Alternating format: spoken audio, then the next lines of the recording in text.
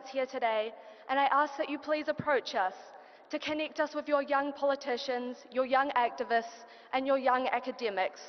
We're here to grow and strengthen our movement and the fight against the right. And I'm very much looking forward to hearing the rest of the inputs today.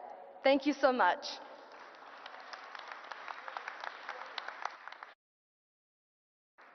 Thank you so much, Ms. Marina here there. Thank you so much for the remarks. I now request Ms. Jessica Ortega, Citizens Movement, Mexico, to please step forward and address the gathering. Ms. Jessica Ortega, ladies and gentlemen.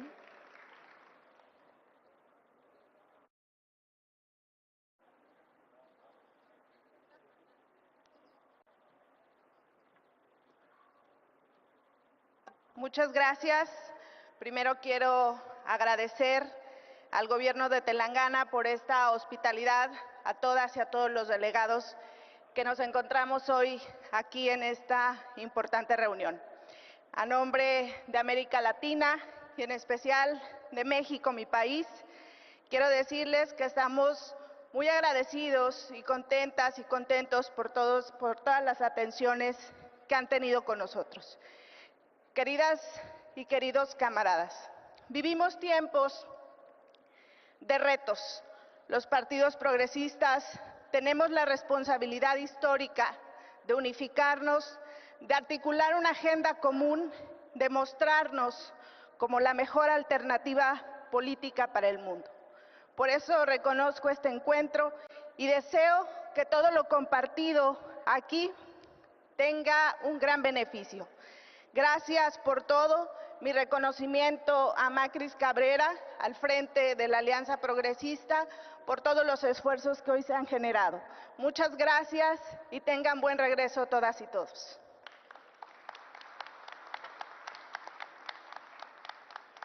Thank you so much, Ms. Jessica Ortega. I now, ladies and gentlemen, would like to invite our Deputy Chief Minister, Shri Mallubhatti Vikramarka Garu, to please step forward and address the gathering.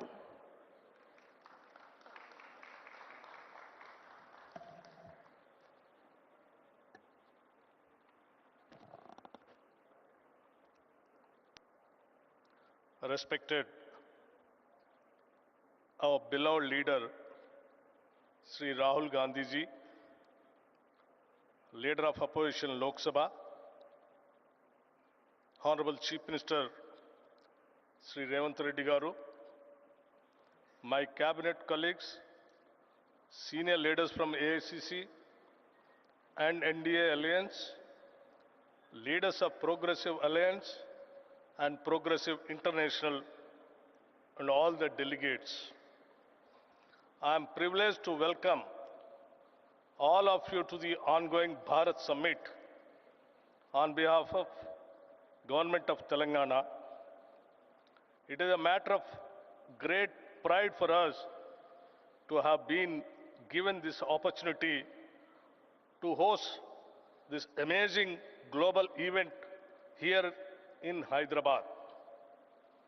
Our government, right from the first day, has put into action multiple programs which are people-centric and address the most pressing felt needs of the people. The presence of all of you here has given us the right platform not only to showcase what we have done, but also learn and imbibe the most practices of non-violence, freedom, peace, and global justice on the lines of Nyay, which is our leader, Sri Rahul Ji's vision. We do hope that this engagement will continue beyond this summit also, and we will continue to enrich our ideals, policies, and programs in days to come. Warm welcome once again.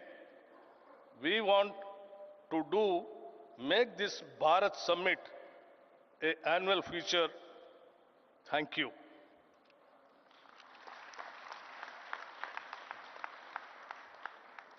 Thank you so much, sir, for the remarks and thank you for the inspiring words. Ladies and gentlemen, Telangana government is organizing this first Bharat Summit in Hyderabad, and ever since the new Congress government assumed office in December 2023, our Honorable Chief Minister, Shri A. Revanth Reddy Garu, has started delivering people-centric development programs and schemes right from day one, uplifting the social status and standard of living of all citizens of Telangana state through various welfare schemes ushered under the Praja Palana program, marking the initiation of extensive initiative aimed at understanding and addressing the needs of the people at grassroots level. All the programs and initiatives are being led by our Honorable Chief Minister of Telangana, Shri A. Revanth Reddy Garu, along with cabinet colleagues under the guidance and mentorship of Shri Rahul Gandhi ji, Shri Mallikarjun Kharge ji, and all senior leadership of Congress party. I now request our Honorable Chief Minister, Shri A. Revanth Reddy Garu, to please address the gathering.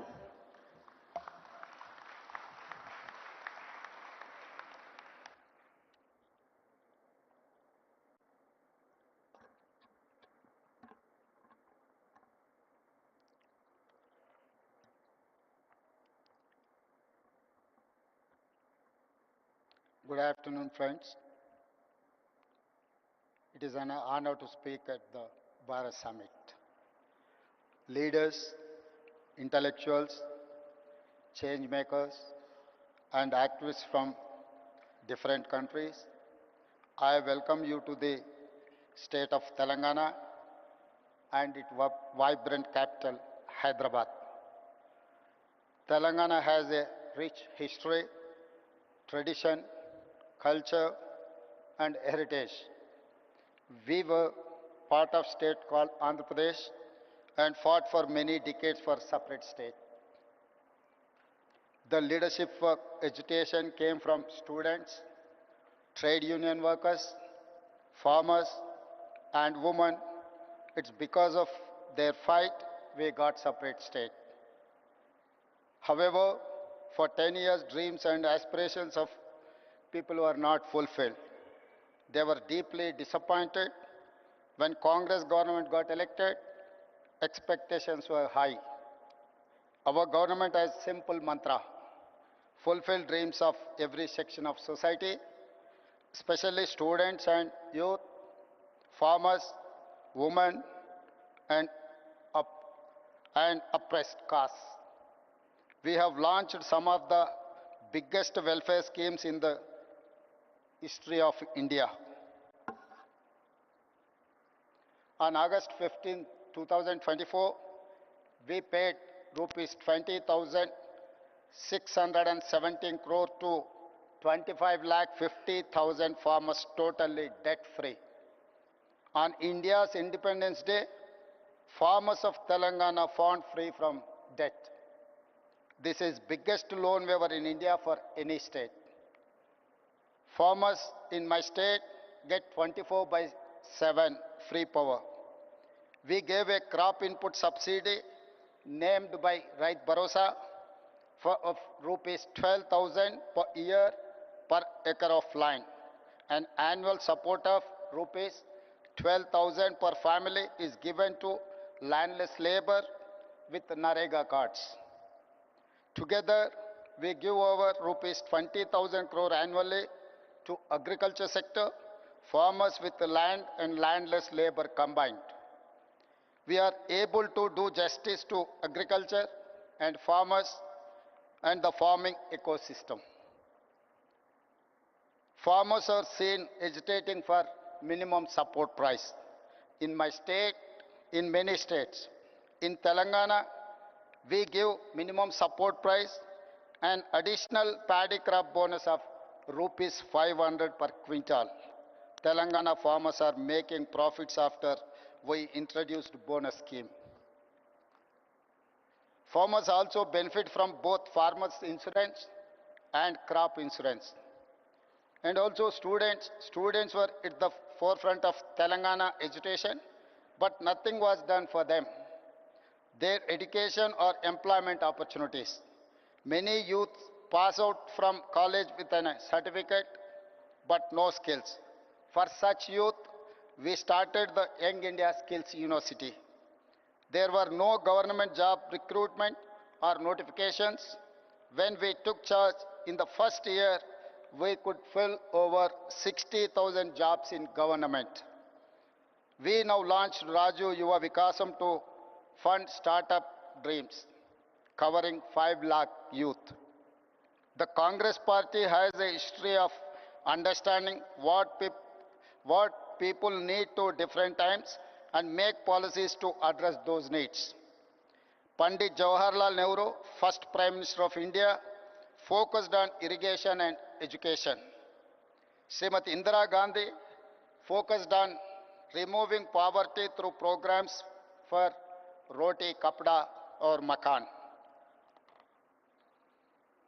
The next 3 Congress Prime Ministers, Mr. Rajiv Gandhi, P.V. Narasimha Rao and Manmohan Singh focused on modernization, development and global technology revolutions like telecom and software. It is they who made it possible today for India to be 5th largest economy in the world. Our top priority is education, health and employment opportunities. We attended investment summits in Davos, USA, South Korea, Japan and Singapore. We got over 2.5 lakh crores investment to create jobs for youth in private sector. Telangana is a state where women are treated with equality and respect as part of our culture. Our women have led the struggle for separate state as strongly as our men. For my government, women, farmers and youth are most important stakeholders. We have amazing women entrepreneurs in my state. They are organized into self-help groups. It has 67 lakh members. We want to make 10 million women business successes. We want to see them grow into millionaires. We have made these women owners of solar power plants, electric RTC buses, petrol bunks, and gave them shops in premium retail outlets. Today, they are earning more money than ever before. Today, our power distribution companies have signed deals with women solar power companies to buy 1,000 megawatt solar power. Women own 600 buses competing with corporate transport firms. Our women entrepreneurs are competing with Adani, Ambani and big corporates in running these solar plants, EV buses and have shops in the highest street retail at Shilpa Ramam. In fact, we have scheduled a visit to this amazing facility where they are making products and displaying and selling them to world market. You will see their faces, happy and proud because they own businesses next to top global companies like Microsoft, Google, HCL, Infosys, etc. House is a matter of pride, dignity and identity for every family. We want to make every woman in my state a house owner. As part of India Indirama Illu scheme, in first year we have given 22,000 crore to 4,50,000 families to build their own houses. Today, women have free public transport in RTC buses across the state. So far in 15 months, we have spent 5,000 crore on the free bus scheme for women. Women look after entire family, so we ensure best free rice through rations. Free domestic electricity and rupees 500 per gas cylinder. For our government, education and healthcare are top priorities. The Rajiv Arogyasri is one of the best universal healthcare support schemes, where treatment of up to 10 lakh is paid by government. We give financial assistance to citizens for healthcare through CM Relief Fund. In 1 year, we have given 1,000 crores so far. Water is our lifeline of civilization. We are regenerating River Musi, 55 kilometers long, cleaning a polluted river and bringing it back to life. We are doing it for the future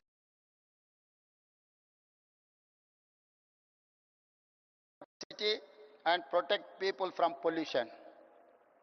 We have studied river and waterfront development in many cities, including River Hudson in New York, Thames in London, Sumida in Tokyo. Mose will become biggest attraction of our city in the future and create thousands of jobs. Infrastructure is crucial to fight poverty and create wealth for all. We are undertaking many infra projects to make Hyderabad a top global city. We are building future city, a 30,000-acre world-class city, a regional ring road of 370 kilometers long and expanding our metro railway.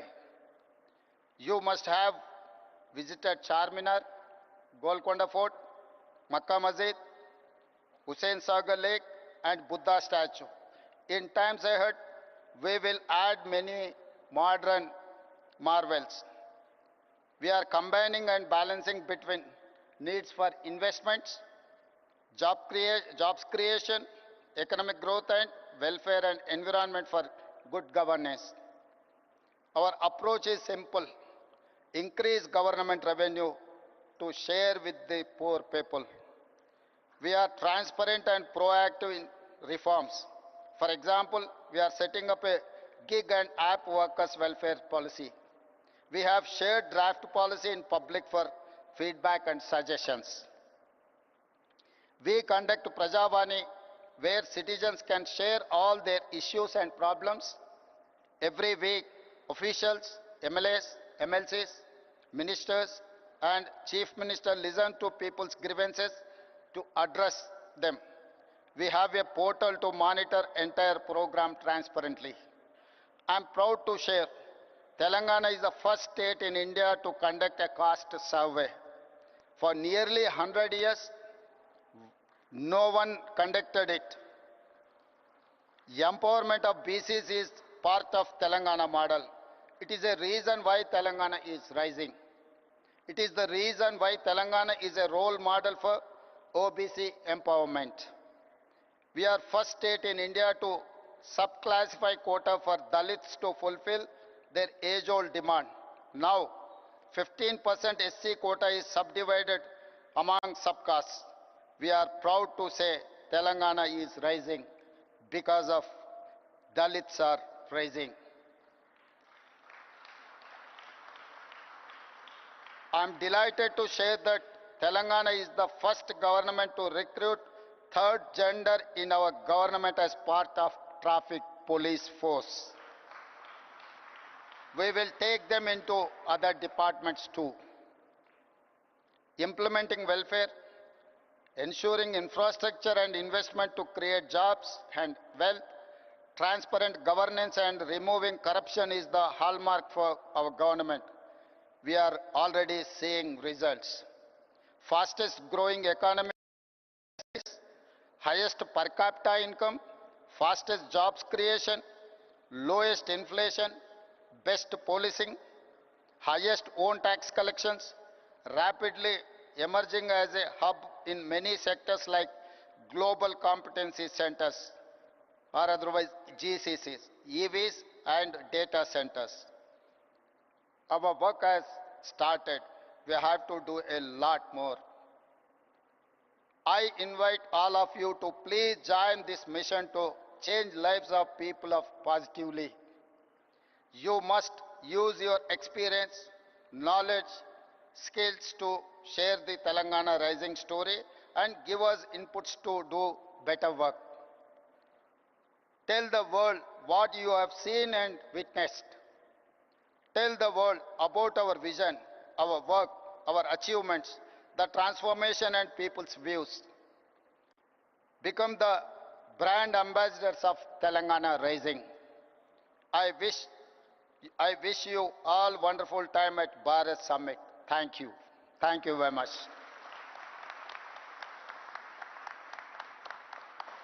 Thank you so much, our Honorable Chief Minister. Thank you for the motivating and inspiring words. And as a Telangana citizen, I am proud that my state is hosting the world's biggest gathering of visionaries, of progressives.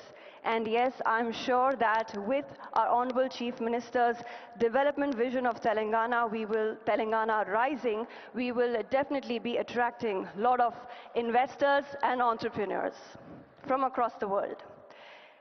Ladies and gentlemen, as I mentioned earlier, the theme of Bharat Summit 2025 is delivering global justice, which amplifies our leader of the opposition, our beloved leader, Shri Rahul Gandhi ji's vision of Nyay. So I now request Shri Rahul Gandhi ji to please address the August gathering.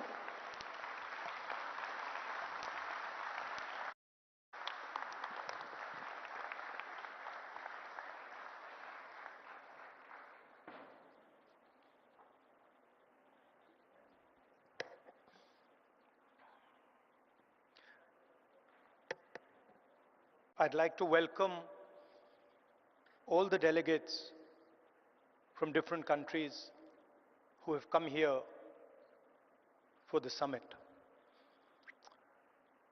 I'd also like to begin by thanking you for standing in solidarity with us against what happened in Kashmir a few days ago.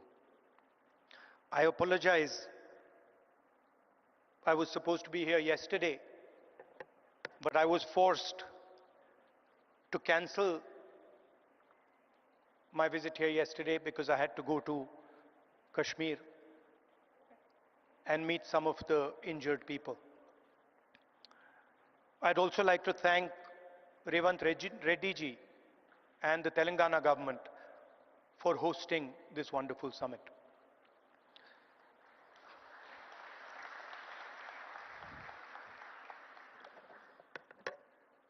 As we all know, politics, democratic politics, has fundamentally changed across the globe. The rules that applied,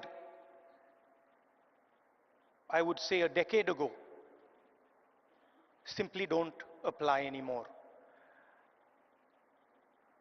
Sometimes when I speak to younger members of our party, what was effective 10 years ago, the tools that worked 10 years ago, simply do not work anymore. They cannot face the concentration of capital, modern media, modern social media. And so in a sense, the old politician is dead, and a new politician, a new type of politician has to be constructed. And that really is the challenge in front of all of us. What does this new politics look like? What are the ideas that emerge from this new politics? I'm sure you've had a deep discussion about policies, about how we should think about education, how we should think about regaining the democratic space, how we should think about healthcare. And each one of us has a particular view on that. So I'm not going to delve too much into the policy positions.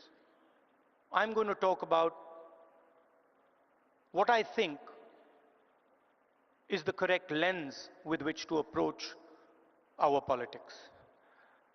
Some years ago, we in the Congress party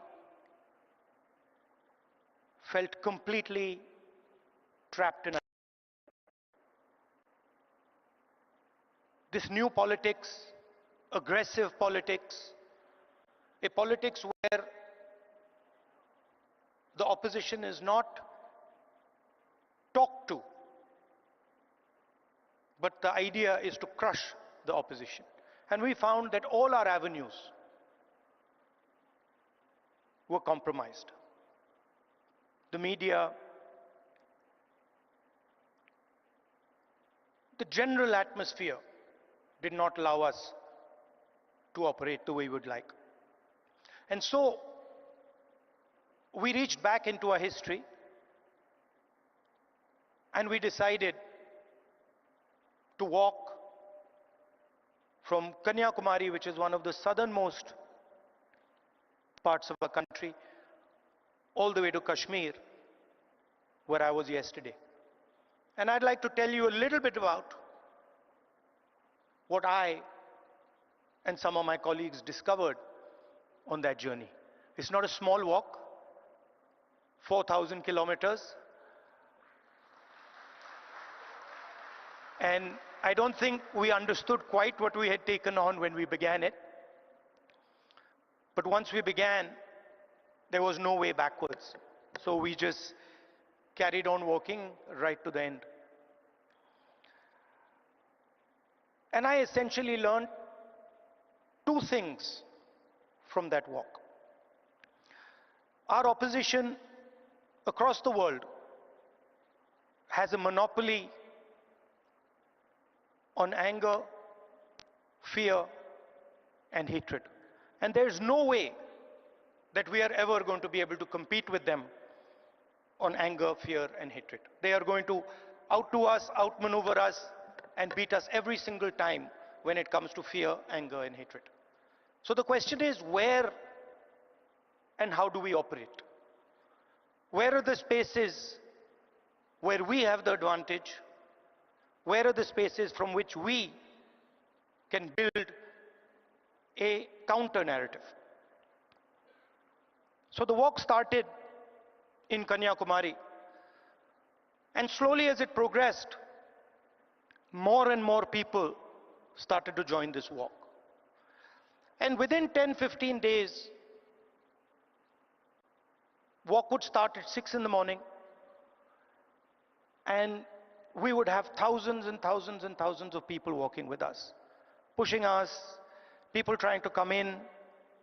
And it was something to see. My job was walking and listening to people. And the one rule we had was that anybody, regardless of who he is, who she is, should be able to come to the center of where we were walking and have a conversation with me or the other leaders there. And so we followed this rule rigorously. As we walked, we talked and walked and talked and walked.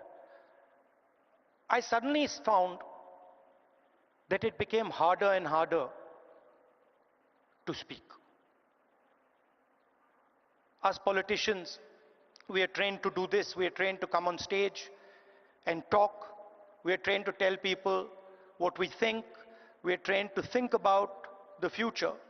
But while I was walking, the number of people who were coming to me made that impossible. And so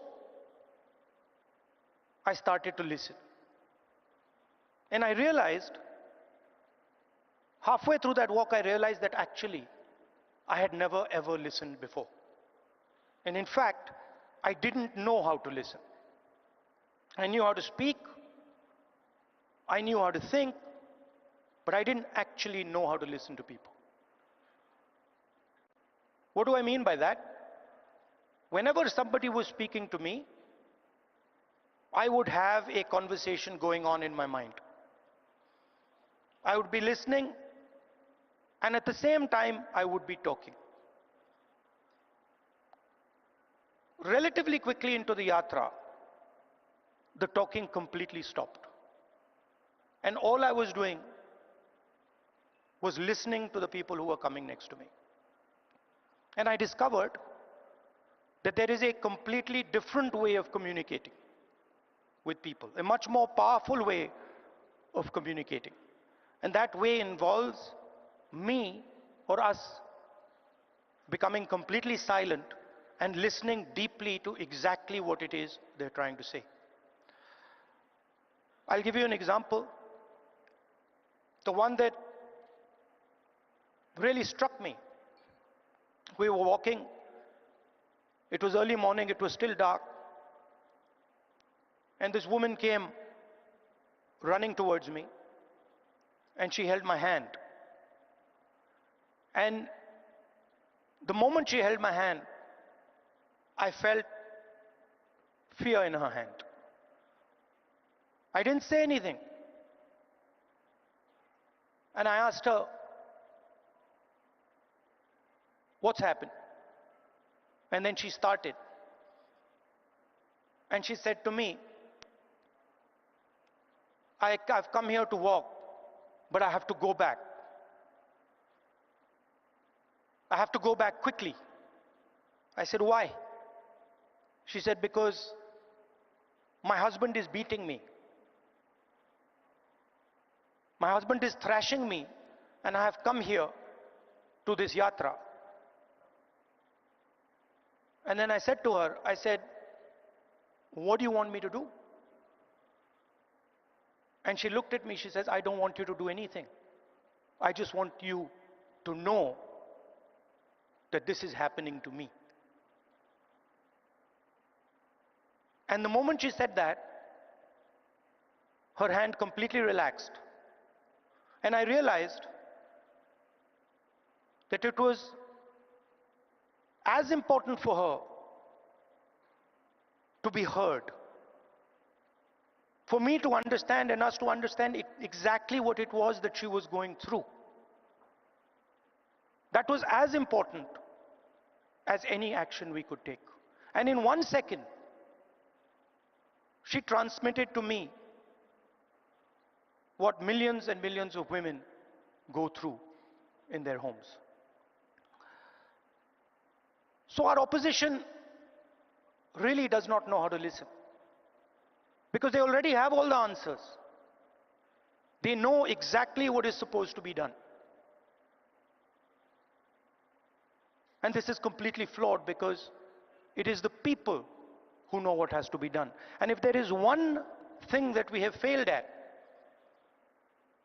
with all the social media and all the modern communication methods, it is that we have, as politicians, failed to deeply listen to what our people are trying to tell us. And this is the space where we can really operate, because our opponents have completely vacated this space. They're not there. They don't exist there. The second thing I learned, even more powerful than listening properly, on the yatra, it suddenly struck me, something struck me, that when it comes to people I'm close to, my mother, my sister, my friends, I'm very comfortable using the word love. And it struck me that I'd been in politics since 2004. And I never ever used or expressed love to anybody. So I was saying to people that I want to help you. I was working hard to help people, but I was not expressing the reason I was working. And so on the yatra, I started to do so. Little girl came up to me running, and she said, "Uncle, I love you." And I'm like, that's interesting. Why have I never said this before? Why have I never used this narrative that is the central narrative and the reason for what I do? And so I started. I would listen, and then I would use the frame of love and affection, and I would tell people that, you know, I love you very much. And something quite amazing started to happen. Till the yatra, I never used the frame of love, and nobody else used the frame of love. So I didn't have people coming up to me and saying, I love you. And since I started using the frame of love, since I started saying to people these sort of uncomfortable words, that listen, I love you and that's why I do what I do, that's why I work, suddenly they started to respond. And today, in public meetings, on the street, people will stop me and say, we love you, I love you. And the powerful thing about that is it starts the conversation at a place from where it's very, very easy to operate. Often we think that we are going to connect to people indirectly through policy, through the future. We'll help you with your children's education. We'll help you with finance. And there's a place for that. But there is also a way to connect directly to the persons present. Directly saying to them that the reason I'm standing here and the reason I'm doing what I do is because I have affection, love and affection for you. And it has completely changed my politics. It has made my life so much easier. It has made my ability to connect with people so much easier, I cannot tell you. On the yatra, we got a slogan. The slogan in Hindi is Nafrat ke bazaar mein mohabbat ki dukaan, which people who understand Hindi will translate. But what it basically means is that in a marketplace of hatred, you are opening a shop of love. Now, this slogan became very, very powerful in India. The idea that no matter how much hatred someone spreads, the biggest and most powerful way to disrupt them is not to copy them, not to argue with them, not to fight with them, but right in front of their hatred, to place the idea of love and affection.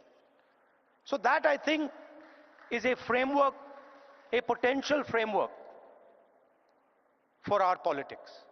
We can disagree on policies. In fact, I'm sure that every single one of us will disagree on some policy matter or the other. But the lens we use, we can all agree on. Their lens is hatred, their lens is fear, their lens is anger. Fear leads to anger, ossified anger is hatred. And our lens should be that which cuts their lens. Our lens should be love, our lens should be affection, and our lens should be listening to the wishes and the will of the people we are supposed to represent. I'd like to thank all of you for coming here. It's an honor for me to listen to what you're saying, to work with you, and I'm confident that this summit will generate the ideas that we need to build a new politics in India and the rest of the world. Thank you very much.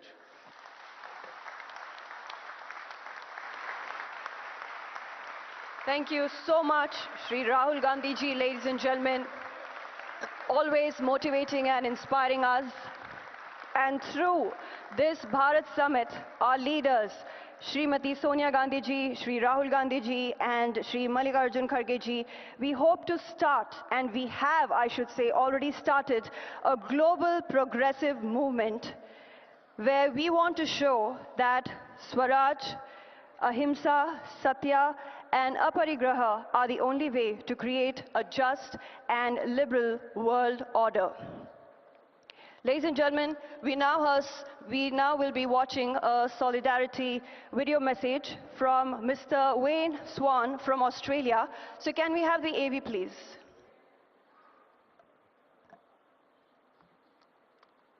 My name is Wayne Swan. I'm the President of the Australian Labor Party, and I wish you all a very, very successful conference. As Social Democrats, we all believe in the power of public policy to change people's lives forever. Our central purpose is to address economic injustice, wherever it is and for however long it takes. We know that without greater economic equality, it gets harder and harder to address racial and gender equality. In an era of hyper-individualism and the power of oligarchs, it gets harder and harder for us to secure economic equality. Our commitment must be to solidarity. We need to recognise that each of us have a stake in each other's success. To win the battle of ideas, we need a dedicated party organisation. Party activism has never been more important, particularly with the rise of fascism and the power of oligarchs in countries like the United States. Around the world, democracy is in decline. The far right is on the march. It's within our power to resist these trends and to build a new social democracy that will deliver greater equality and justice for working people. In the United States, we see a government of billionaires, for billionaires, and by billionaires. Democracy in that country is under threat. And around the world, we see the survival of the fittest mentality emerge from the far right. My message today is that we can defeat the oligarchs, we can defeat the far right if we have the right set of policies and the right amount of activism. There is no substitute for a dedicated party organisation and a policy platform that appeals to working people. And no policy objective is more important than making sure that everyone has the capacity to work and has the security of a social safety net, particularly in health and education. So our challenge is to connect, to motivate our members so that we can build a fairer society and a more prosperous economy. So much, Mr. Wayne Swan there. And now, ladies and gentlemen, we have a solidarity video message from Mr. Lars Klingbeil from Germany. So can we have the AV, please? Dear comrades and friends, dear Rahul Gandhi, on behalf of the Social Democratic Party of Germany, I would like to convey to you the warmest greetings. I would like to thank Rahul Gandhi and the Indian National Congress for hosting this international conference. Unfortunately, I cannot take part today. As many of you know, we are in the midst of forming a government in Germany. Dear friends, the issues we're facing in Germany and in Europe are closely connected to the topics you are discussing on your conference. Our international rule-based order has come under great pressure. Almost on a daily basis, we are witnessing attempts to disrupt, to undermine, and to circumvent the rules, values, and institutions that define and structure the very ties that bind us together in this world. Unfortunately, we are witnessing the increased questioning of these achievements. Threats, blackmail, and strong armed tactics are replacing negotiations and the belief in corporations and the search for common interest. Attempts are being made to replace the rule of law with the rule of might. These developments must be stopped. We need to return to the universal acceptance of the rule of law. We need to strengthen and improve the institutions of our international rule-based order. Dear Rahul and dear friends from the Indian National Congress, I would like to thank you for organizing and hosting this international conference. In the face of recent developments, an international conference that aims to discuss how to deliver global justice is more than timely. I take it as a sign for hope that members from Progressive Alliance, Progressive International, and a delegation from the Socialist International are convening together on this weekend in India. This conference and the work you are doing is vital to find the answers to the pressing questions of our time. In order to battle the rise of right populists, we need progressive, democratic and social responses. Dear comrades, this conference is an important step to the right direction. I look forward to further strengthen our cooperation. Let us contribute to a world that is safer, more just and enables us all to live in dignity, prosperity and peace. I wish you a successful conference. Thank you so much, Mr. Lars Klingbeil there. And now, ladies and gentlemen, we have our distinguished international leaders here present, and I will be introducing them onto the stage to speak to all of you. So I now request Mr. Giacomo Filibeck to please step forward and address the august gathering.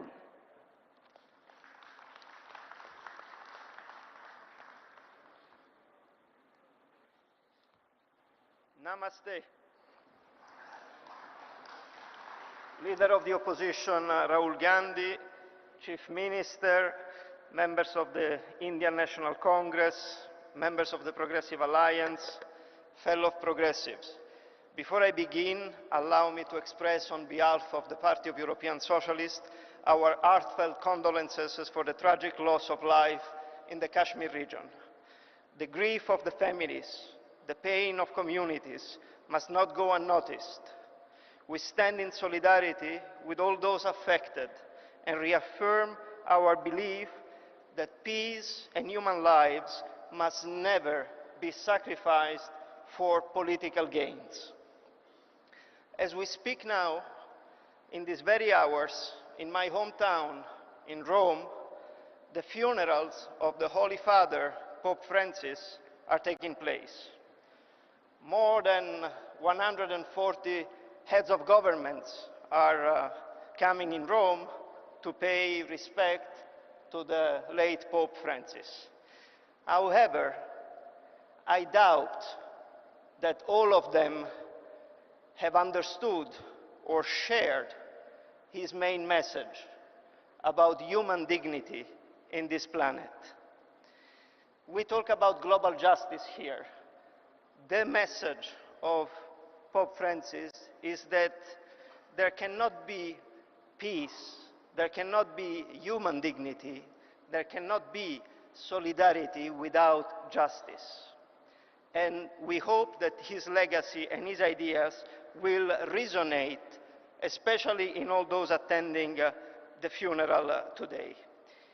In today's complex political landscape, we must carefully evaluate the spectrum of governmental actions, identifying those that align with democratic processes and denounce those that dangerously deviate from them.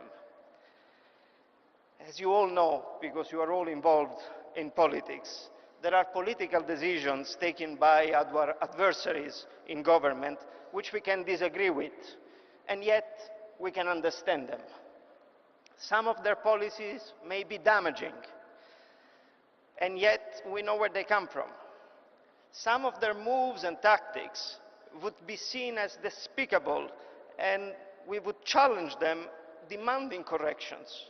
And yet, we could consider them a tolerable part of the alternance of power dynamic in functioning democracies. But then, there are some policies, some decisions, some actions, some narratives that are beyond our understanding, that are destroying the very fabric of our democratic societies, and that are beyond the human logic. In these very days, and in the recent years, we have witnessed a multiplication of those actions in many corners of many regions of our planet. Our task is to call those actions by their names, as criminal as they are. If we fail to denounce those actions, we will be accomplice in normalizing practice that prevent from the start any attempt of achieving social justice. Few examples. Can there be social justice in Turkey if academics, journalists, politicians are in prisons, where political plurality, a key component of democracy, is under attack, as it has been shown in the case of the arrest of Saladin Demirtas, the leaders of the Kurdish minority in 2016, or the very recent arrest of Imamoglu, the mayor of Istanbul, who was set to be the real challenger of Erdogan and the winner of that competition. Can there be social justice under those conditions? Can there be social justice in Serbia, where corruption practices have caused the death of normal citizens on their way to work and school, and where after months of impressive and massive protest, the government of Vucic refuses to take responsibility for their actions and their wrongdoing? Can there be social justice in Ukraine? If your country is invaded, civilians are killed indiscriminately, women raped, and kids kidnapped. Could there have been social justice in the Philippines, where under Duterte, thousands and thousands of human beings have been killed with the extrajudicial killings for their presumed alleged war on drugs? Can there be social justice in Argentina, with Milei right-wing libertarian and ultranationalist government increasing inequality and poverty in the country? Can there be social justice in the African Central Republic or in Zimbabwe, where both governments are muzzling the opposition? Can there be social justice in Tunisia with Sayed, when political opponents are incarcerated and political plurality is under attack? Can there be social justice in Nicaragua under Ortega's regime, when reforms of the constitution are tailor-made for the presidential marriage? And can there be social justice in the Middle East, where the entire population of Gaza is risking to be annihilated? Don't get me wrong here. We denounced the 7th of October terrorist attack as the most inhuman one we have seen in that region. And yet, you cannot respond with an equally inhuman strategy, attacking and targeting women, children, elderly, without discrimination. This is not what we expect from a democracy. And to conclude, even if the list is long, can there be social justice in the United States, where Trump systematically undermines democratic institutions by challenging the independence of federal agencies and free media? What was once considered a global model of democratic governments has devolved in a troubling narrative of institutional erosion and democratic backsliding. Comrades, as I said, this list can be longer than that, but we don't have enough time at disposal. But I know that all of you know yourself what and which countries I'm referring to, because you all have witnessed, in one way or the other, forms of injustice in your country. And if it was not in your country, it was in the neighboring country. And if it was not the neighboring country, it was in the region of where you stay in this world. The perpetrators of injustice in our systems are nowadays aligned, and they cooperate with each other. They speak the same language, and it was very eloquently said by the leader of the opposition, Rahul Gandhi, of hate and discrimination. We must dismantle the fear of the other and replace it with a narrative of unity, dignity, and shared progress. For all these reasons, it is of utmost importance that we all mobilize as progressive forces in unity around the world. We need to reinvigorate the global progressive movement, one that is driven by the belief that a better world is possible.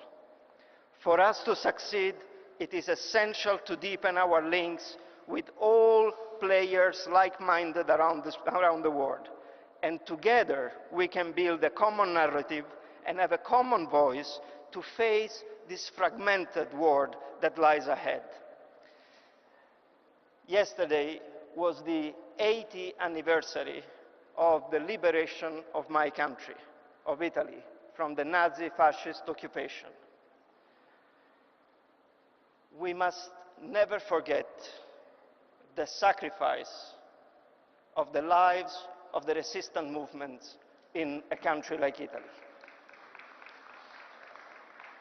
Their sacrifice is what allowed the generation afterwards, like mine, to enjoy a system where human rights, freedom of speech, democratic practices are possible.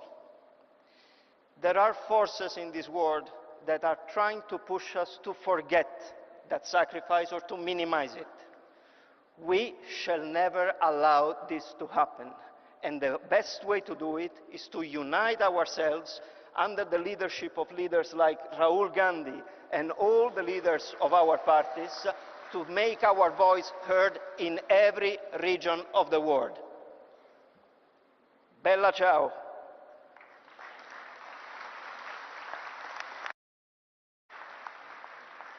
Thank you so much. Giacomo Filibeck, ladies and gentlemen. Mr. Giacomo Filibeck is the Secretary General, Party of European Socialists. And yes, moving forward to our next distinguished international leaders here on stage, I request all of you to kindly please limit your speech to 2 minutes maximum because we are running short on time. I now request,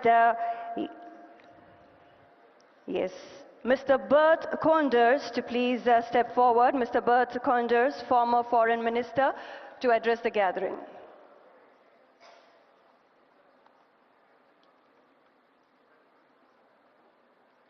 Yes, I now request Mr. Bert Koenders, former Foreign Minister, to please address the gathering.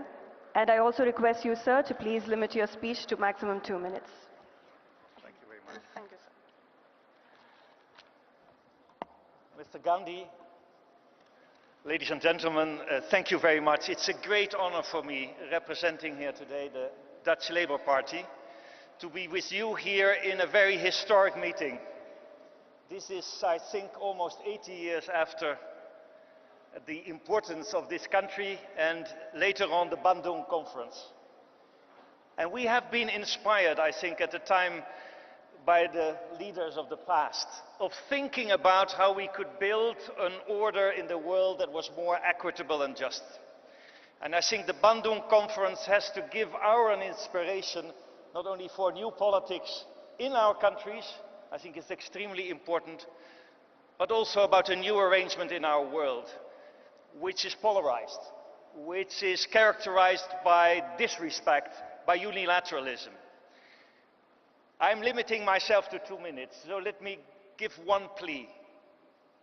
It is very urgent in a time of beggar thy neighbor policies, of unilateralism, of inward-lookingness, that together the spirit of Bandung is coming back, inspired by your party, as a force for the Progressive Alliance to work on a new deal between the South and the North.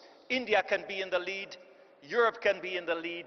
We need a real deal for respectful multilateralism, not only in terms of justice and human rights. I think it's absolutely key. It was just mentioned. Thank you very much. We're in a time of repression, of respect of human rights.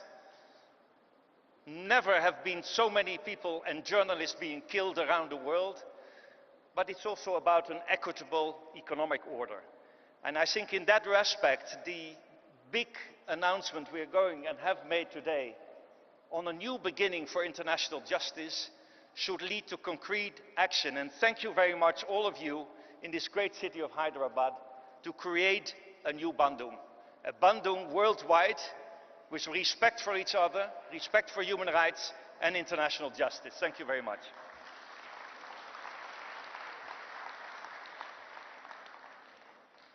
Thank you so much, sir, and appreciate it for keeping it short. I now request Ms. Monica Fain, President Socialist, to please step forward and address the gathering.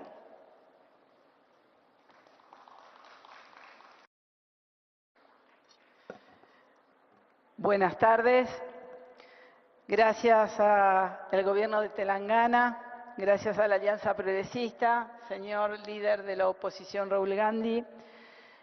Vengo como presidenta del Partido Socialista de Argentina a expresar que la extrema derecha amenaza nuestras democracias, que la extrema derecha arrasa nuestra libertad e impulsa guerras para tomar hegemonía comercial en el mundo.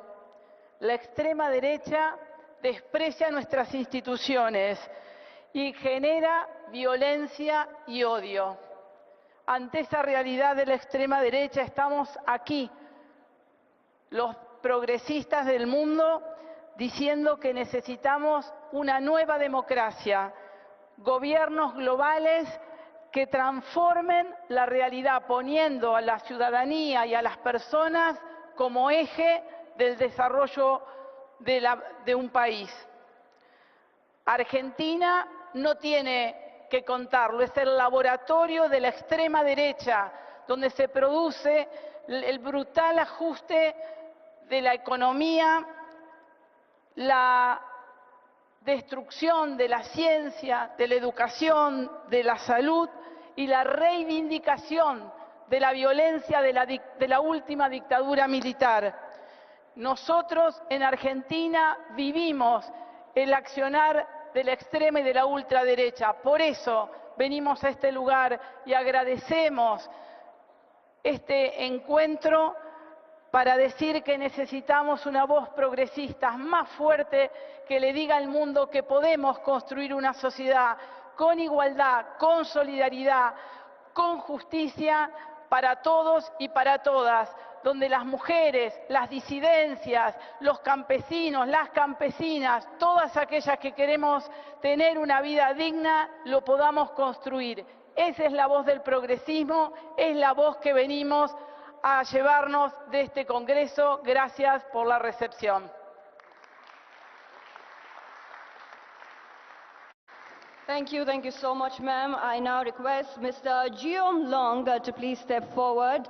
Yes, Mr. Geom Long, former Foreign Minister, Ecuador, to please step forward and address the gathering.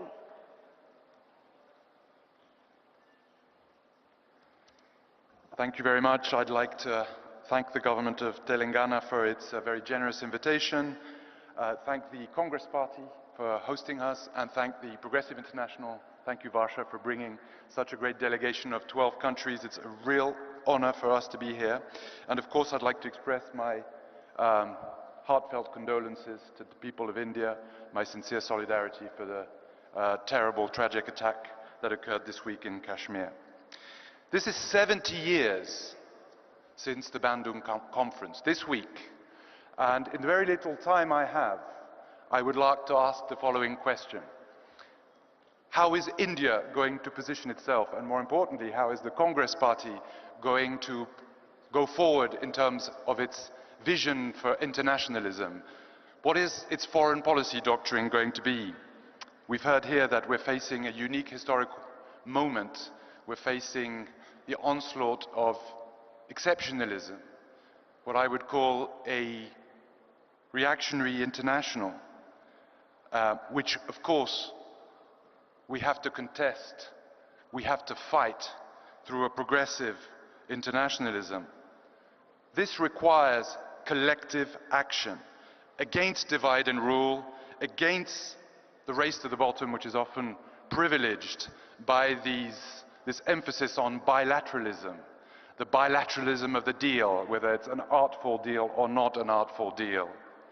The bilateralism in order to maintain a symmetry, often between global north powers or superpowers and global south countries. A progressive project must have an international project at its core.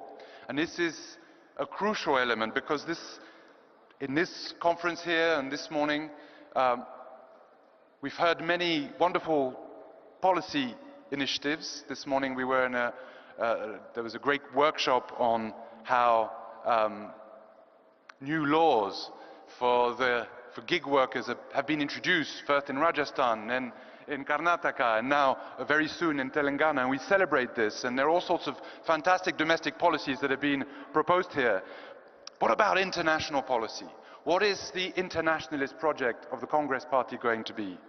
Is it going to be the legacy of this wonderful picture of the Bandung Conference 70 years ago this week with Nehru, Nkrumah, Nasser, Sukarno and Tito? Or is it going to be an India that is just used as a bulwark of the West against China?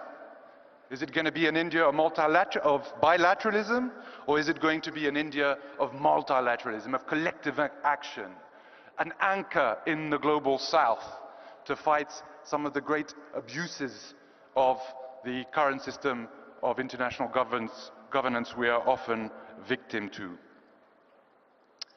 The Indian National Congress is heir to the historic legacy of Bandung. In Latin America and in the global south, it is this legacy from this party we most admire. It is this legacy from this party that I teach my students. What is it going to be? A Congress party from the global south? A Congress party seeking to harness collective action? A Congress party going back to its non-aligned roots?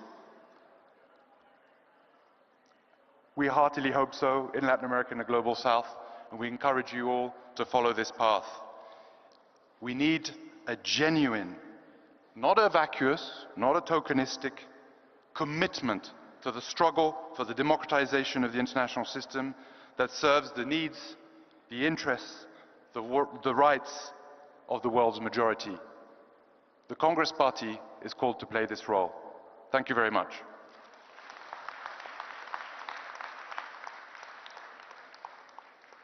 Thank you so much, sir. I now request Ms. Clara Lopez Obregon, Senator and former Labor Minister, Colombia, to please step forward and address the gathering.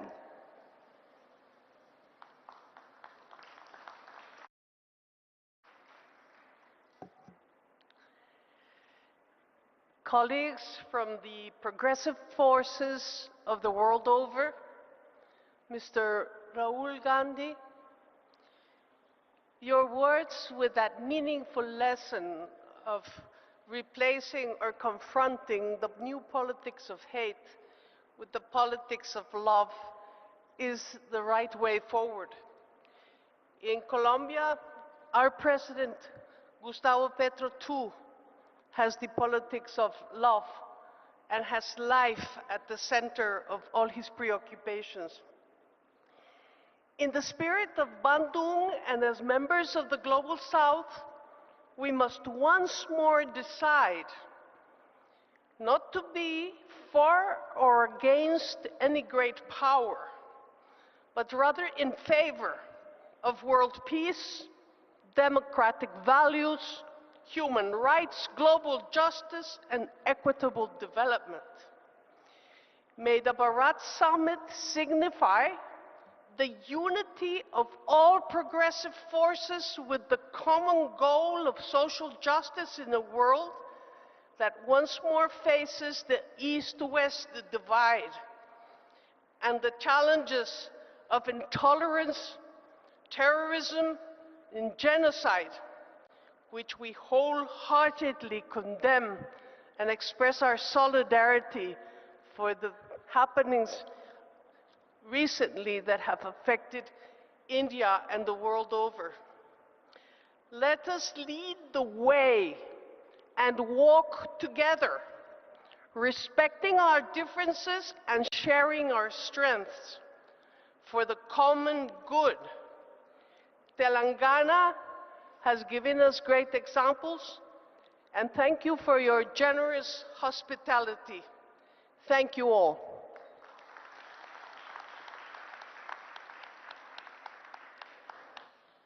Thank you so much, ma'am. I now request Mr. Jorge Tayana, former Foreign Minister, Argentina, to please step forward and address the gathering.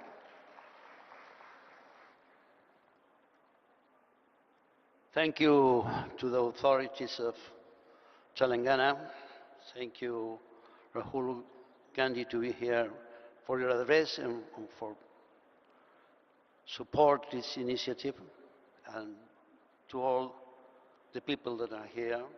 Of course, we support and we are very sorry for the attack the other day. I invoke the Bandung spirit because it's very, in a sense, embody peace, non-violence, non-discrimination, and a commitment to development rooted in respecting each nation's sovereignty. We stand before a world in transition, where the relationship between nation states is being fundamentally changed.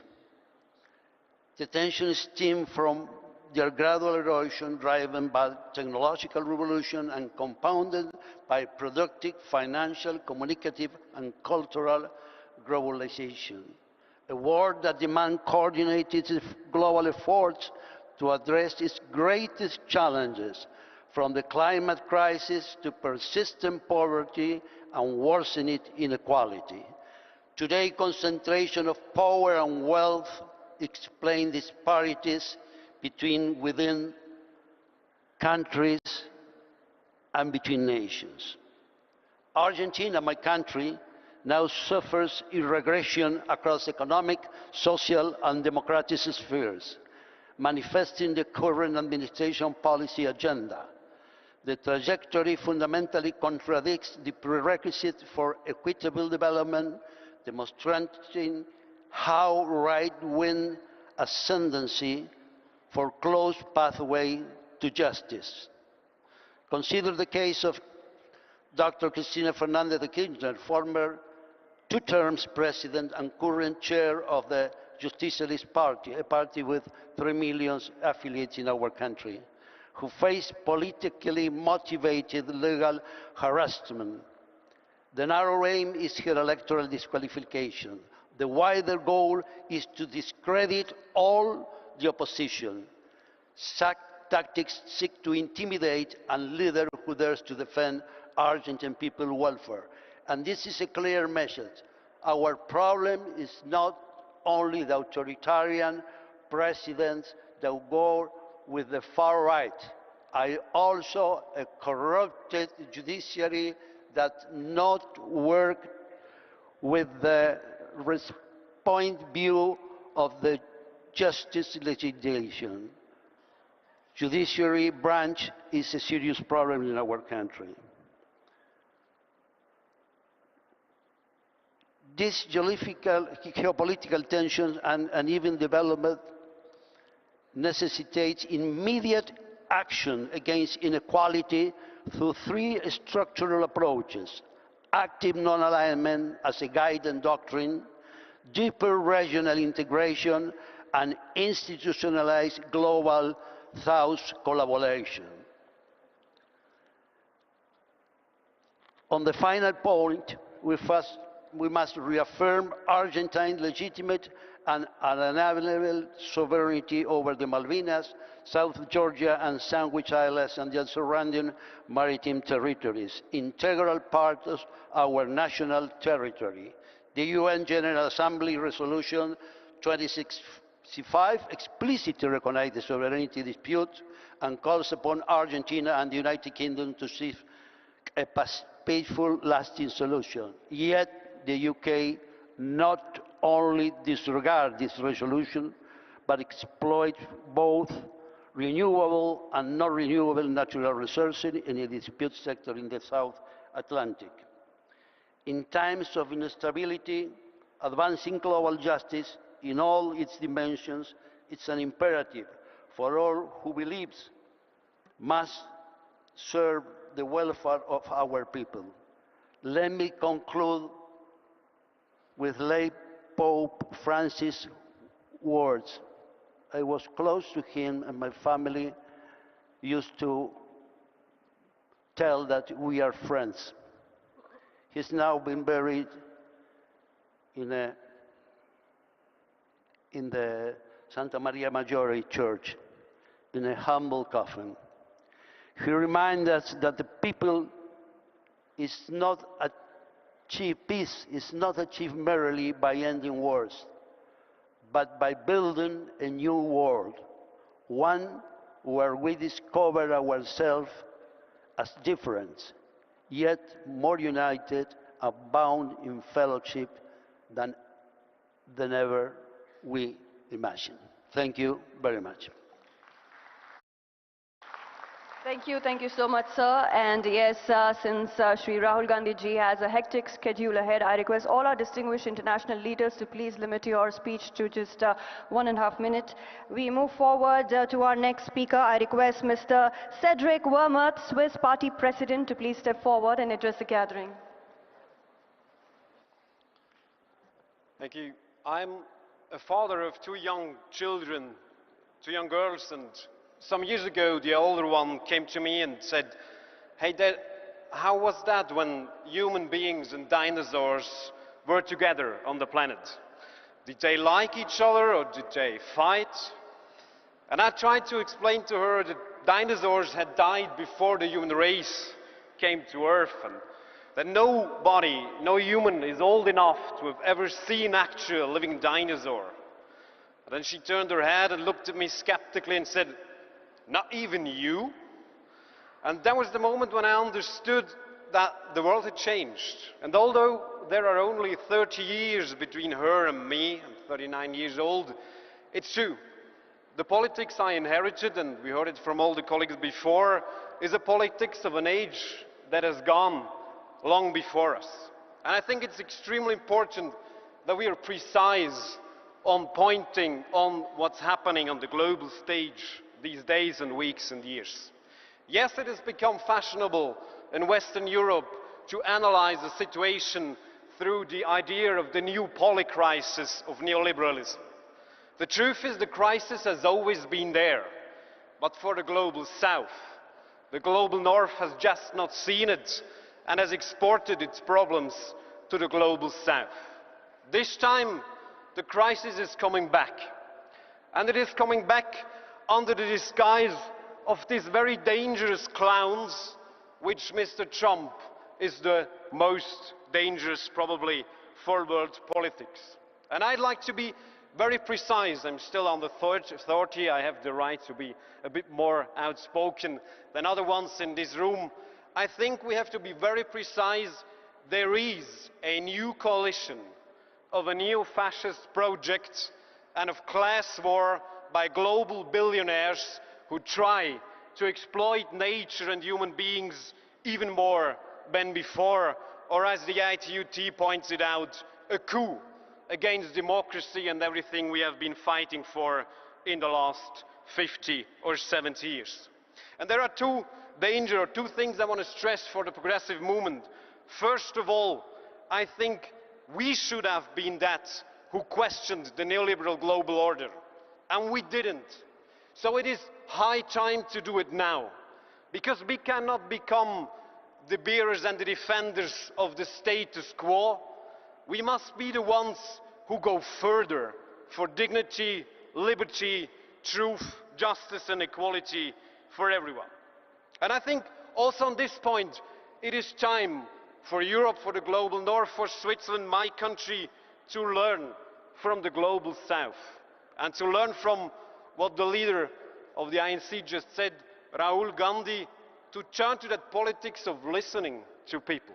So maybe we could start at a progressive international, progressive alliance, this global, not only Indian, but global yatra would be a little bit more like 40,000 kilometers, but 4,000 kilometers, but listening to the people of the world and taking up that struggle for more justice and trying to create a real common political ground that has dignity and love in its core.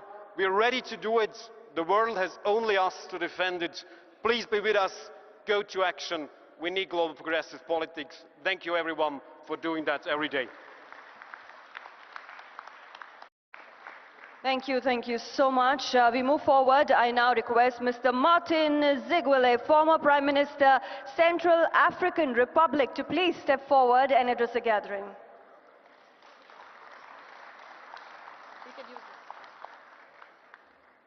Merci, je serai très rapide, je parle en français.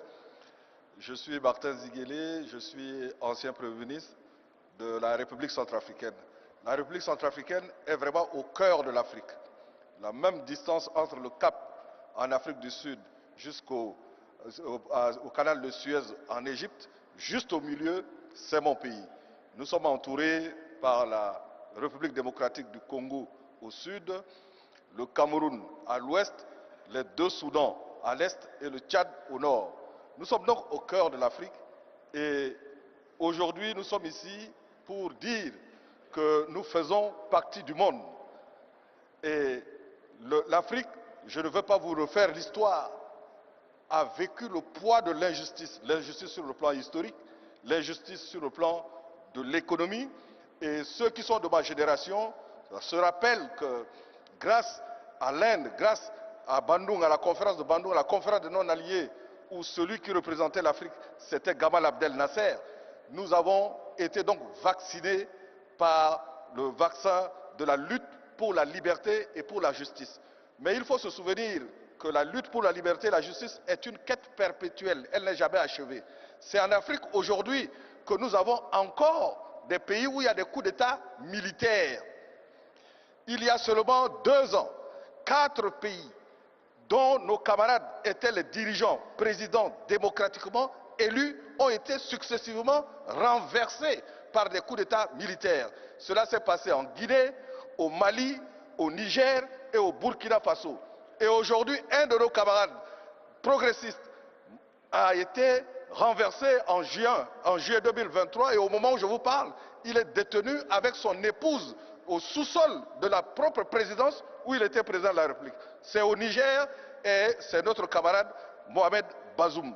Donc en Afrique, nous vivons l'injustice, nous avons besoin de solidarité, pas pour venir se substituer à nous, mais comme disait notre camarade Rahul Gandhi, il faut nous écouter, même si on ne nous aime pas, mais il faut au moins nous écouter pour nous soutenir dans cette lutte que nous menons. Je vous remercie.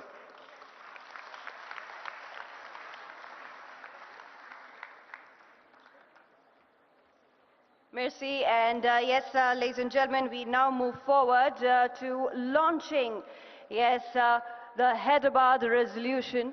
We have the documents in hand. Our dignitaries present here on stage have it all in their hands. So I request you to kindly please rise and hold it in your hand as the photographers, the videographers will capture this wonderful moment, ladies and gentlemen, as we formally launch Hyderabad resolution. I request all our dignitaries to please step forward with the document in hand. I request all our friends from press media to please step forward and capture this wonderful moment, the powerful formal launch of Hyderabad resolution.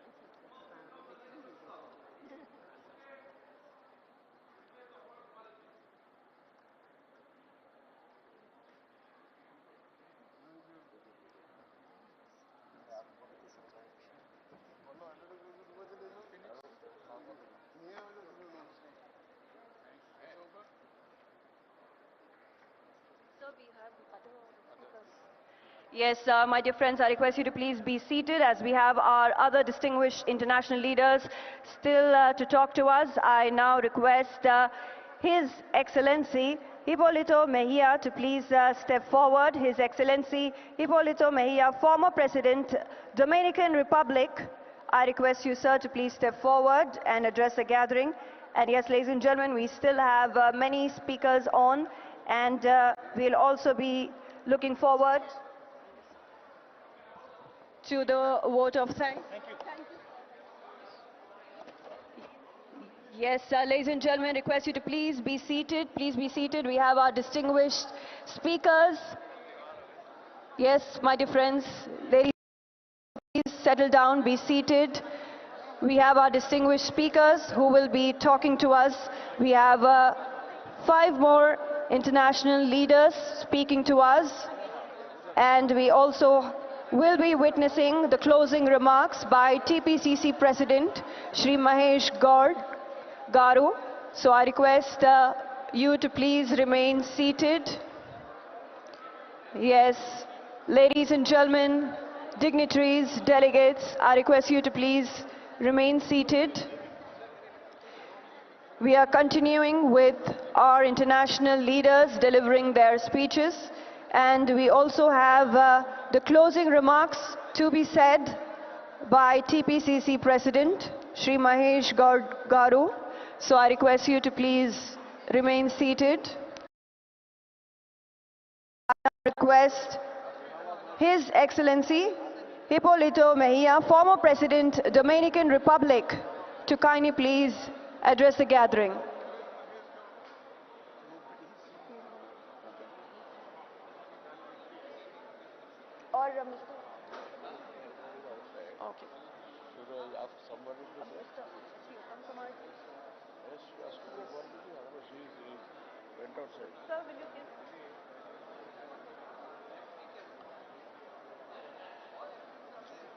Thanks.